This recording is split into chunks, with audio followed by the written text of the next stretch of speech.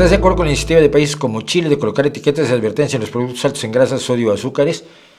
Me parece una tontería, me parece irrelevante. Si tú no has educado a la gente en su forma de nutrirse, esas etiquetas solo sirven para simplificar cosas que no son simplificables. Por ejemplo, este producto tiene muchos azúcares. ¿Y eso qué significa? ¿Que no debo consumirlo? Si dejas de consumir los productos altos en grasas, sodio o azúcares, probablemente te acabas quitando nutrientes esenciales, porque tanto las grasas como el sodio, como los azúcares, son nutrientes esenciales. Y si tú no tienes fuentes de azúcares, salvo ese producto que tiene un signo que te dice, uy, qué miedo, pues ese tampoco lo comes.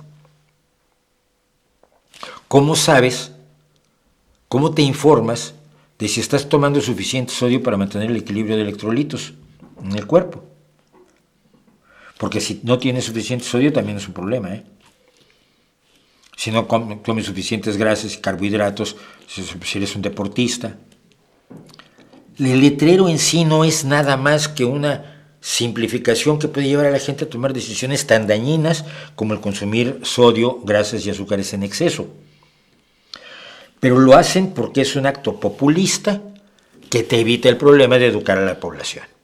México ya lo ha hecho, me parece una tontería absolutamente enorme. Me parece que desorienta a la gente haciéndole entender que las grasas, los azúcares y el sodio son dañinos.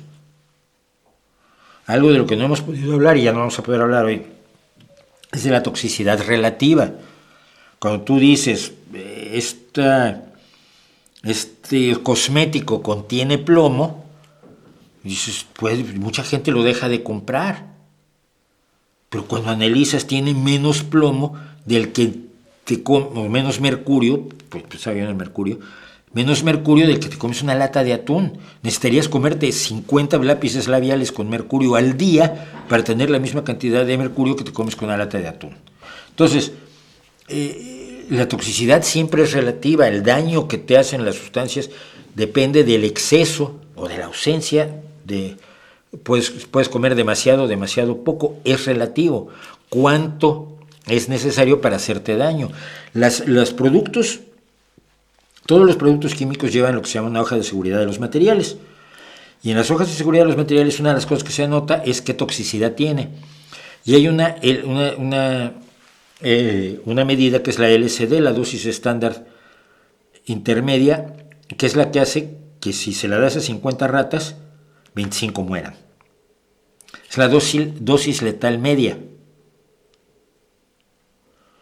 Pero la mitad de las ratas no mueren.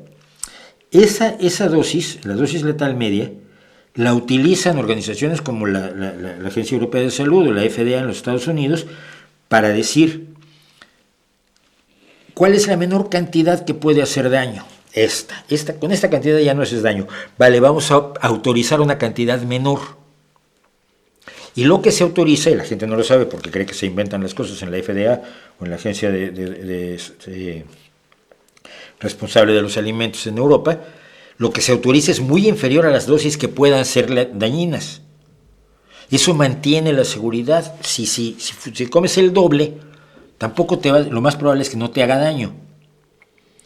Necesitarías comerte unas cantidades enormes para llegar a la dosis letal media.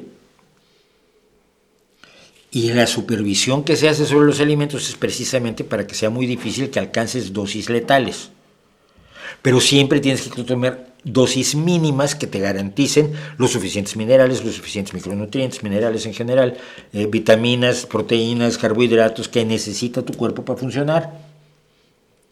Pero eso implica saber qué es lo que estás haciendo. El letrero yo creo que solito no sirve para nada.